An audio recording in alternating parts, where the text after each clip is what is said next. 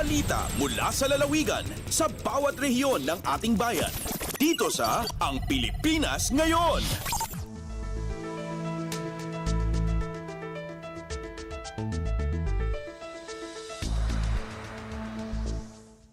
Narito na ang bugso ng ating mga regional news. Dumako muna tayo sa rehiyon ng Luzon.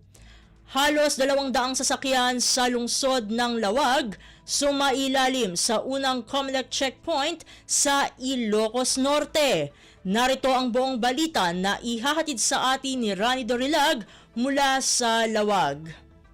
Umabot iti agrup duwa kasutalugan ti dimmalan iti umuna at checkpoint nga indolwan ti Commission on Elections iti panakibinulig na iti Ilocos Norte Police Provincial Office Highway Patrol Group 101st Regional Mobile Force Battalion kaming ti Armed Forces of the Philippines ken Lawag City Police Station iti panangidaulo da Provincial Election Supervisor Attorney Joel Hines kini Provincial Director Police Colonel Frederick Obarra. Sigon iti Ilocos Norte Police Provincial Office agdagop iti sangagasot 85 alugan ti limasat iti COMELEC checkpoint anay sayanggat iti Lawag Paway Road iti barangay 40 Balatong Lawag City iti alas 8 ti 2 oras manipod iti alas 8 aging iti alas 10 ti bigat iti Galman Enero 12, 2025. Gabi diritoy talo at traffic violators tinaikan ti citation ticket duay ti awanan ti suot a helmet ken maysa iti awanan ti plaka. Kagitan ti checkpoint indawluan ni Ubar ti nagibunong kadagiti information flyers may nagiti implementasyon ti COMELEC gun bando sa dino amay parit ti anyama nakita ti paltog nga ikikuten dagiti tattao. Namuan manipod iti INPPO akababaan iti talo at checkpoint ti may sayanggat iti may sangal daw kas panang paiget ti seguridad bayat iti panaglabas ti aldaw aging gay ti kaldawan ti eleksyon into no Mayo 2025. Manipod Radyo Pilipinas Lawag, Rani Dorilag para sa Radyo Pilipinas World Service.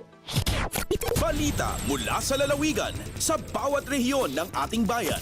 Dito sa Ang Pilipinas Ngayon.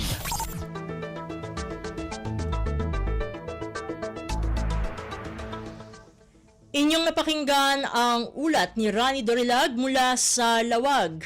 Dakoy naman natin ang Baguio City, Department of Health o DOH sa rehiyon ng Cordillera nakapagtala ng 46 na pagkasawi dahil sa sakit na dengue. Ang kabuang ulat ihahatid naman sa atin ni Jong Munar. Dumano na itan iti upat nga polo katinam nga katao at ipimusay nga adda pa kay naikan na iti dengue iti Region Cordillera sigon iti Department of Health Cordillera iti napalabas sa tawen 2024. Base iti datos nangat nga to da ito no ikumpara iti sa nga polo nga nailistada iti kapada nga period iti 2023. Nailista iti sa nga polo kat siyam nga pimusay dito siyudad ti Baguio sa nga polo kat 5 iti Benguet, 5 sa Jay Mountain Province, nagtalinedmat nga upat iti pimusay sa Jay Apayao ken sa Gaysa iti probinsya ti Kalinga ken Abra bayat ang na-record matimaysa nga ipupusay sa Jay Ifugao. Kinuna ni Victoria Maliktan, Nurse 5 iti Regional Epidemiology and Surveillance Unit iti DOH CAR ang imatumatlang iti kaso itinaso nga sakit no sa dino manipod 9,769 ket napagbalin nga 30,350. Imbili ni Maliktan iti kanayon nga panang implementar ti 4S strategy karaman iti search and destroy, self-protection, seek early consultation, can support fogging and spraying. Manipod Radyo Pilipinas Baguio, Jong Munar ng ipadamag para ti Radyo Pilipinas World Service. Balita mula sa lalawigan sa bawat rehiyon ng ating bayan. Dito sa Ang Pilipinas Ngayon.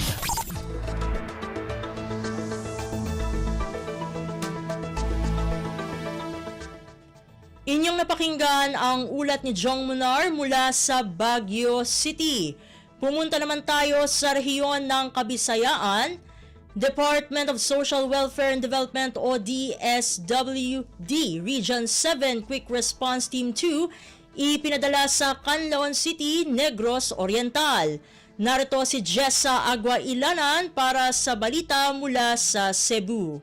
Gipadala na ang ikaduhang batch sa Quick Response Team sa Department of Social Welfare and Development, DSWD Central Visayas, aron moabot sa naapektuhan sa pag-alboroto sa Mount Canlaon sa Negros Oriental. Naglangkob ang DSWD Quick Response Team 2 sa 68 ka personnel gikan sa DSWD 7 ug Negros Island Region ingon man ang probinsyal na kagamhanan sa Negros Oriental. Nagsugod ang deployment sa Team 2 Enero 11 tuig 2025. Mato ni DSWD 7 Regional Director Shalane Marie Lucero, magpadala padayon ng augmentation gikan sa Central Visayas bisan tuod ug dunay NIR tungod sa lapad nga kasinatian sa Rehiyon 7 sa pag-atubang sa kalamidad ug pag-atiman sa mga apektadong lumulupyo. Nasayran nga sukad pa sa pagbuto sa Mount Canlaon niadtong Disyembre tuig 2024, wala na biyai sa DSWD-7 ng Canlaon City ug Negros Oriental sa padayong giatubang niini nga emerhensiya nunot sa peligro sa pagbuto sa Bulkang Canlaon. Gikan sa RP1 Cebu sa Agua Ilanan para sa Radyo Pilipinas World Service. Balita mula sa lalawigan sa bawat rehiyon ng ating bayan. Dito sa Ang Pilipinas Ngayon.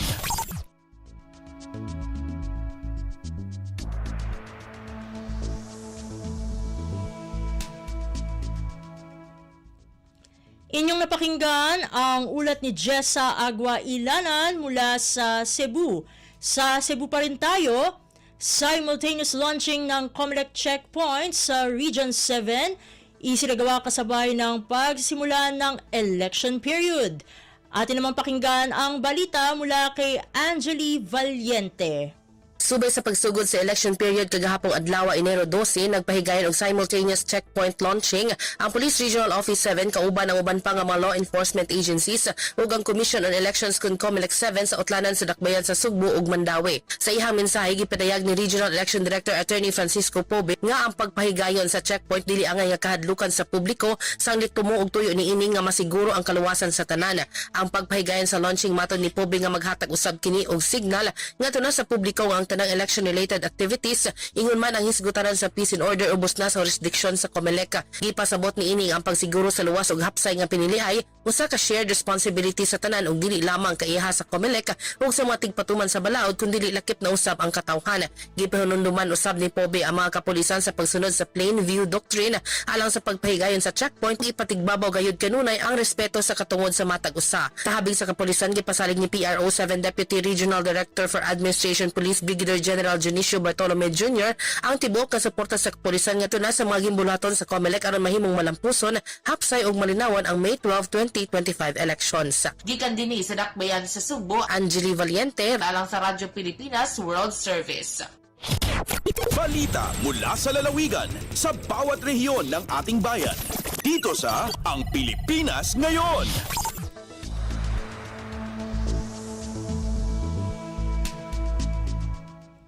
Inyong napakinggan ang ulat ni Angeli Valiente mula sa Cebu.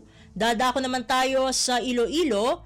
Partial tourist arrival ng Western Visayas sa taong 2024 nasa 3.5 million na ayon sa Department of Tourism o DOT Region 6. Pakinggan naman ang kabong ulat na ihahatid sa atin ni Hope Torrechante mula sa Iloilo. Sandig sa partial data sa Department of Tourism Western Visayas para sa tuig 2024, yara na sa 3.5 million ang tourist arrivals sang rehiyon. Ginklaro ni DOT6 Regional Director Crisanta Marlene Rodriguez nga magataas pang nasambit nga numero bangod padayon pang pag-inabot sa mga datos halin sa mga local government units. Sunod sa Regional Director, halin pa lang Enero tubtob Setyembre ang ila ginauyatan nga lista bangod padayon pang pagsumite sa mga LGU sang ila tourist arrival data tubtob Pebrero 2025. Ang targets ng DOT6 nga malabot sa tuig 2024, 5.8 million tourist arrival. Sa karon lapit na sa 54 billion pesos ang tourism receipts sang rehiyon sa is. Kapin 16 bilyones pesos na lang kag matupungan na siniyang 2023 tourism receipts sang Western Visayas nga 70 billion pesos. Bangod wala pa natapos ang pagbaton sa mga datos sang DOT6, nagalaom si Rodriguez nga malabawan pang 2023 tourism arrival kag receipts. Nagikan sa Iloilo, Hope Torrechante, Radyo Pilipinas World Service. Balita mula sa lalawigan sa bawat rehiyon ng ating bayan. Dito sa Ang Pilipinas Ngayon.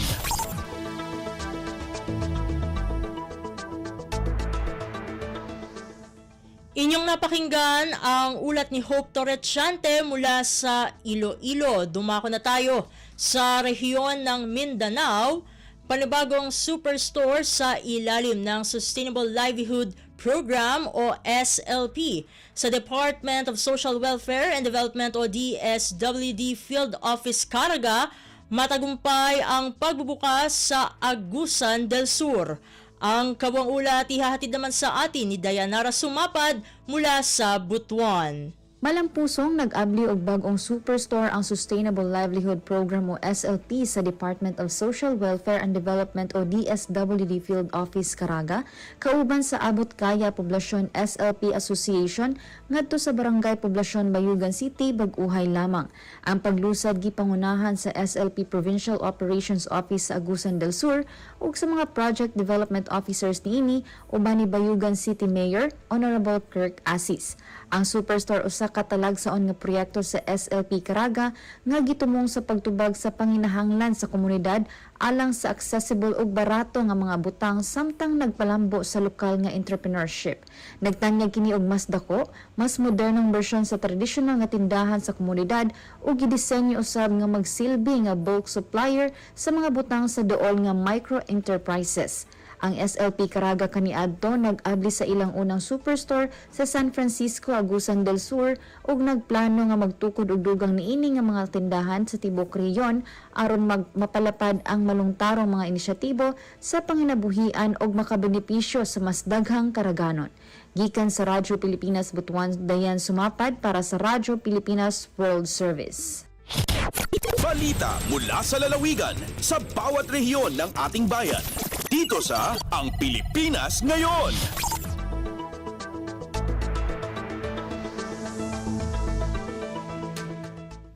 Inyong napakinggan ang ulat ni Dayanara Sumapad mula sa Butuan. Puntahan naman natin ang Iligan. Bagong school clinic ipatatayo sa isa sa pangunahing paaralan sa bayan ng Marantao, Lanao del Sur. Ang detalye ng balita, ihahatid naman sa atin ni Alwidad Bashir. Piagulwanan ng mga opisyal sa School Division Superintendent sa 1st District Lanao del Sur, agugyang kaya Local Government Unit Amarantao sa groundbreaking ceremony o pitugumbalayin na one-story school clinic kung isa amala eskwelahan sa ingid tinwanan na Marantao, gianan sa Sultan Guru Central Elementary School. Aya din na miyagulwan sa groundbreaking ceremony na sudan sa uluwan nagyang kaya Schools Division na 1st District AMBHTE Lanao del Sur. Si SDS Dr. Sahani M. Sumagayan, agus sa kapapantagan na Mayor Tanosi sa Marantao, Mayor Akira Alonto. Gianan na project na mapapadilman ng mga programa abang sa Moro Ministry of Basic Higher and Technical Education. Apaguluan na nagyang kutwalo kostano si Minister Mohagir Iqbal. Langon mambuyapad si mga priority a programa o Chief Minister Murad Ibrahim. Giyang kanana na nayon tano mapasad tagumbalay na isa kando na school clinic na pakagayana na malaaguna si mga warisan tano adi mamaganad sa ilmo. May pantag ko kailangan niran sa kamubulawasan niran aya din na mala na sumanga masa adi na emergency.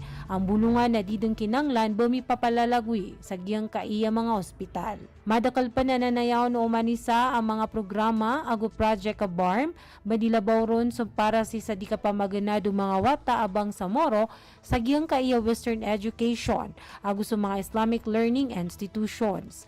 Mana na mala din sa ginawa abang sa Moro government sa mga issues and concerns alaw na teachers ago mga di mamaganad sa ilmo anta ka mga estudyante Iran. Mula sa RP1 Iligan, Alwidad Bashir para sa Radyo Pilipinas World Service. Balita mula sa lalawigan sa bawat rehiyon ng ating bayan. Dito sa Ang Pilipinas Ngayon.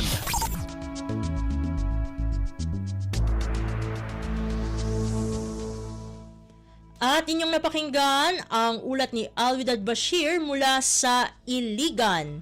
Dito na nagtatapos ang ating regional news.